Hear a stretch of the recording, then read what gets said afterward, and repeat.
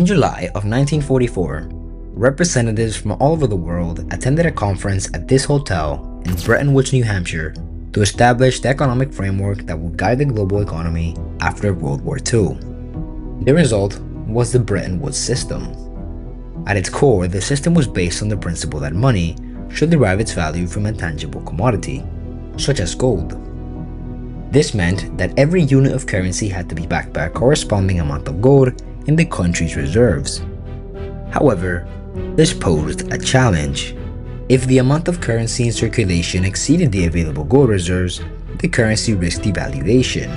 This issue was particularly acute in the post-war era, when nations needed vast amounts of money for reconstruction. To address this, the delegates at Bretton Woods devised a rather innovative solution. Instead of requiring all participating countries to back their currencies with gold, like in previous gold-backed systems, they placed this responsibility primarily on the nation which, at the time, held the largest gold reserves, the United States. Under the system, the US dollar was directly tied to gold, while other countries pegged their currencies to the dollar. This meant the dollar would become the global reserve currency, and all major international transactions would be done using it from that point on. All of these countries put their trust in the dollar to lead the global economy, and dedicated themselves to holding reserves in this currency, primarily because they believed that no matter what, if things got tough, they could exchange their dollars for gold, a commodity that never loses its value. The world finally had a monetary system in place backed by a strong currency and international alliances, facilitating trade and overall helping the world heal after one of the toughest times in history.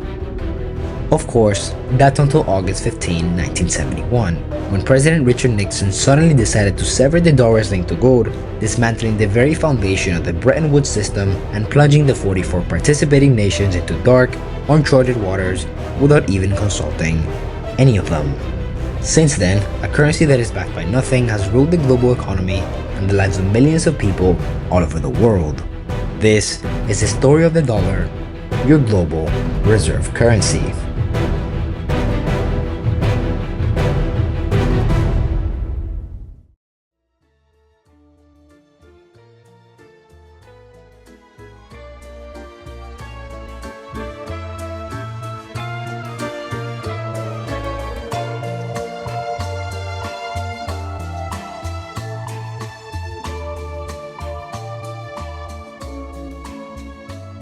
To understand what happened, we must look back to 1944 and examine how the Bretton Woods Agreement came into existence.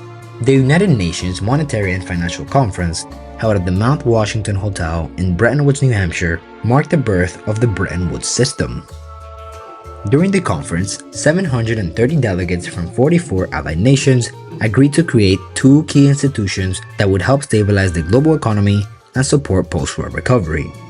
The first one, the International Monetary Fund, or IMF, was established to oversee exchange rates and provide reserve currencies to countries facing balance of payments deficits.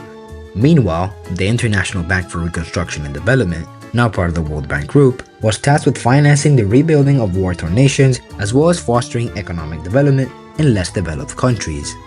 As we mentioned earlier, the delegates also agreed on a monetary framework that tied the global economy to the US dollar.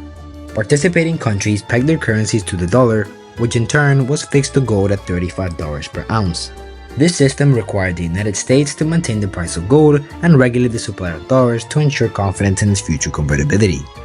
When countries joined the IMF, they contributed funds based on their relative economic standing, which determined their quotas and borrowing power.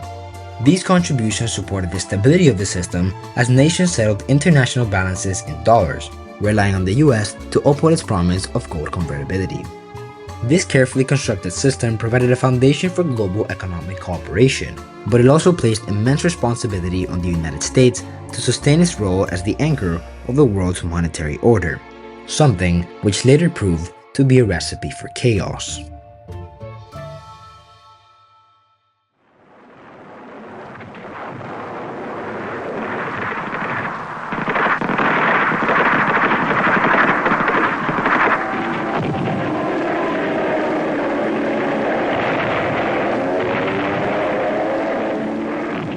In the 1960s, as war unfolded in Vietnam, the global economic landscape began to shift. European and Japanese industries recovered, becoming more competitive with American exports. As the US share of global economic output shrank, the need for dollars in international trade decreased. At the same time, US military spending, foreign aid, and international investments flooded the world with dollars, far outpacing the country's gold reserves. This imbalance created significant vulnerabilities. By the late 1960s, there were far more dollars in circulation abroad than the United States had gold to back them at a fixed rate of $35 per ounce. This overprinting of dollars led to concerns about the US government's ability to meet its obligations, and confidence in the dollar began to waver. France, under President Charles de Gaulle, became one of the most vocal critics of the system. De Gaulle argued that the Bretton Woods arrangement gave the United States an exorbitant privilege over other nations, and he wasn't completely wrong. Because of the dollar's global role, the United States could effectively print money at will while other nations had to maintain reserves. On top of this, only foreign institutions could exchange dollars for gold, meaning that as long as dollars stayed within the US, they didn't need to be backed by gold at all because they would never be exchanged, giving the United States a distinct upper hand under the system. In 1965, France intensified its push to exchange its dollar reserves for gold, a move that highlighted the fragility of the system and raised fears of a broader run on US gold reserves. In response to these mounting pressures, US administrations tried various measures to stabilize the dollar. Presidents Kennedy and Johnson implemented restrictions on foreign investment and lending, encouraged international monetary cooperation, and explored reforms. Despite these efforts, the imbalance persisted, and speculators in foreign exchange markets began betting against the dollar. Countries were beginning to realize that the United States couldn't maintain gold convertibility, and things looked dark for the US dollar. But this was all about to change.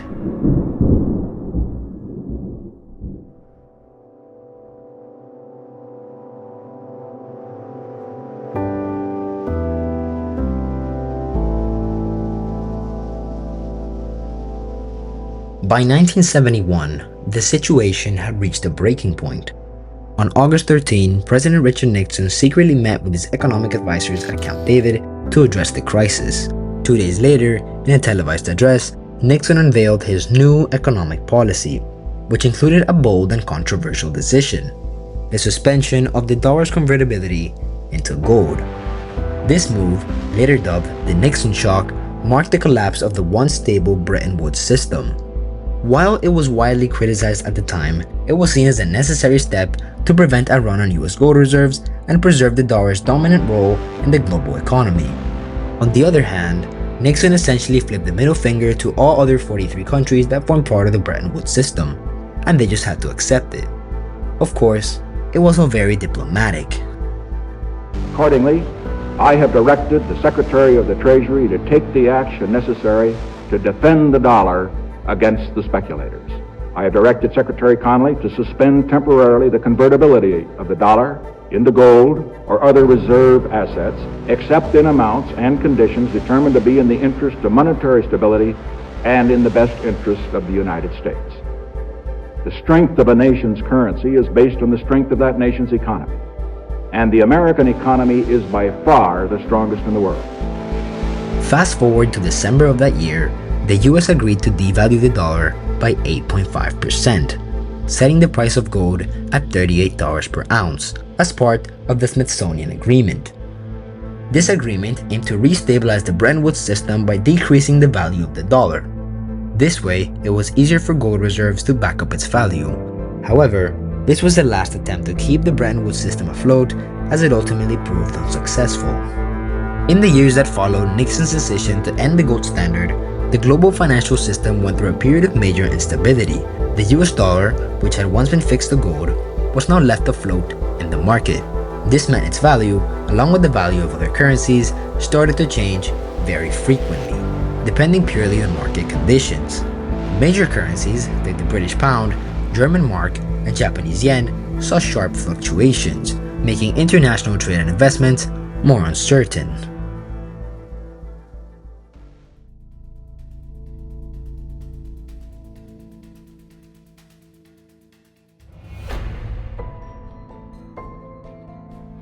Throughout the 1970s, the US economy was gradually getting worse and worse. While Nixon's decision to end gold convertibility aimed to address persistent trade imbalances and protect US gold reserves, it also had some catastrophic consequences, not only for foreign currencies, but for the United States itself. The devaluation of the dollar contributed to rising import costs, which fueled inflationary pressures already present due to the expansive fiscal policies and the Vietnam War. These factors, combined with the Federal Reserve's underestimation of the consequences of excessive money supply growth, ignited what became known as the Great Inflation, characterized by price surges across nearly every sector of the economy. For a long time, conventional economic theory had assumed that inflation and unemployment moved in opposite directions, but the 1970s threw these expectations out the window. Stagflation, a previously unthinkable combination of stagnant economic growth, high unemployment, and inflation, became the defining economic condition of the decade. Businesses struggled to cope with rising import costs, while workers faced the dual pressures of layoffs and declining wages. The Federal Reserve, led by Chairman Arthur Burns for much of this period, attempted to counter inflation through piecemeal measures, but failed to address its root causes.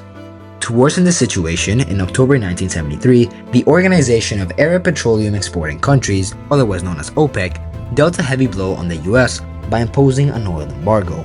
This decision came shortly after President Nixon requested emergency aid for Israel during the Yom Kippur War.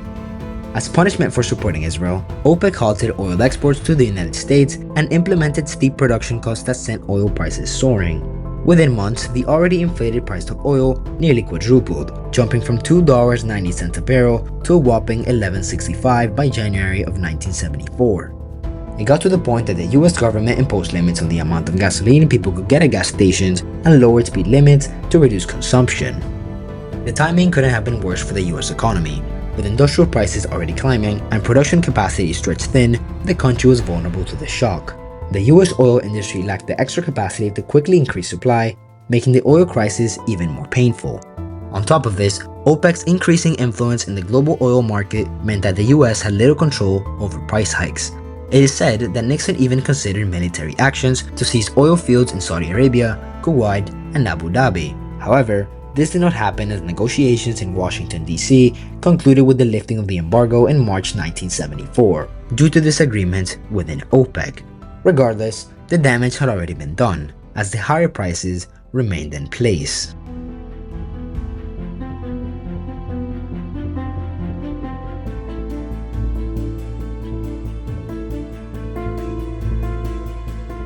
In the aftermath of the oil embargo and the economic chaos it unleashed, things remained bleak for the US economy. However, Arab nations, particularly Saudi Arabia, unexpectedly emerged as key players in supporting the dollar's status as a global reserve currency. Suddenly, it was as if the dollar had found a new backing in all of this mess. No longer gold, but rather black gold, as the system later dubbed the Petrodollar system appeared to become the backbone of the dollar's value. The concept was very simple. Petroleum is an incredibly valuable resource essential for transporting goods and people, as well as for producing a wide range of products that are critical to various industries. If oil exporting nations agreed to price their oil exclusively in dollars, global demand for the US dollar would naturally rise. So there you have it. The dollar remained valuable after abandoning the gold standard because oil is only priced in dollars. Or at least, that's what we would say if the system were a real thing. You see, while oil is usually priced in dollars for the sake of convenience, this so-called petrodollar system is nothing short of non-existent. Contrary to popular belief, no official agreement required Saudi Arabia or any other country to price its oil exclusively in US dollars. The truth is that following the OPEC embargo, Saudi Arabia found itself with an excess of dollars from skyrocketing oil prices, prompting the kingdom to explore ways to industrialize its economy beyond oil. Meanwhile, the US sought to strengthen its diplomatic relationship with Saudi Arabia and encourage the recycling of Saudi oil revenues back into the American economy, all while preventing another destabilizing embargo like the one in 1973.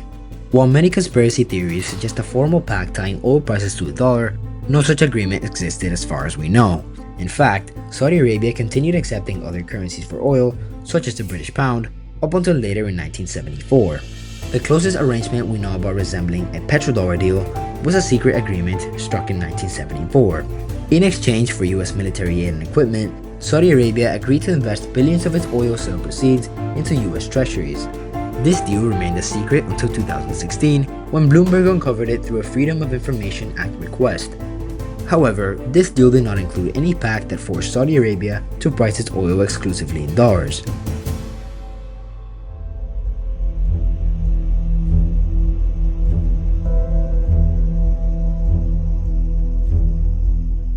Now, the question persists. If there is no officially established petrodollar system, then why is the dollar still afloat as a global reserve currency, and what exactly gives it its value?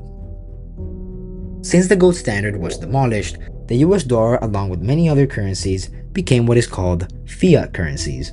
The fiat part comes from the Latin word fiat, which means let it be done or it shall be, meaning the only reason we as a society accept the dollar as a valid means of exchange is because the United States government declares it as legal tender.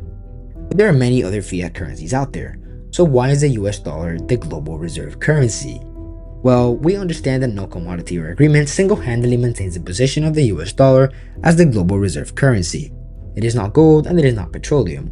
It is not even the combination of all commodities in the global economy. So, instead, the dollar's position is held by a concept that is far more abstract, the concept of inertia.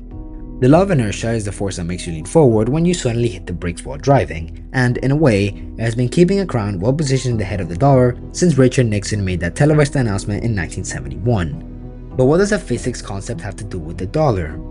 Well, the truth is that the Bretton Woods system gave the dollar too much power. It's just like being in a car, going way past the speed limit, and suddenly stopping, giving the dollar enough force to fly out the windshield and lead international trade for many years to come. Now the question becomes, when will this inertia end? Challenges to the dollar have grown in recent years. Its share of global reserves has declined from over 70% 2 decades ago to under 60% today. Emerging currencies like the Chinese renminbi and regional alternatives have gained traction. However, no single competitor has yet come close to dethroning the dollar. The euro lacks political unity, the yen and pound remain regionally focused, and alternative reserve currencies have risen only incrementally. This leads us to only one possible answer. Decades of trust, established financial systems, and the unparalleled depth of US capital markets ensure that the dollar remains the currency of choice for global trade, investment, and reserves. Nixon might have put an end to the gold standard, but the position of the dollar as a leading currency never truly changed after the Bretton Woods system collapsed.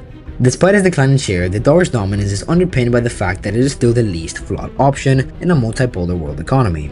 And that is all thanks to the fact that the dollar pulled out of the Bretton Woods system at just the right time. Thank you, Richard Nixon. Some people believe the dollar will no longer be the global reserve currency as soon as the next decade. And while nobody can confirm or deny this, one thing we know for sure is that challenges to the dollar's reign may continue to mount. But as for now, and as long as people trust, the US dollar remains king.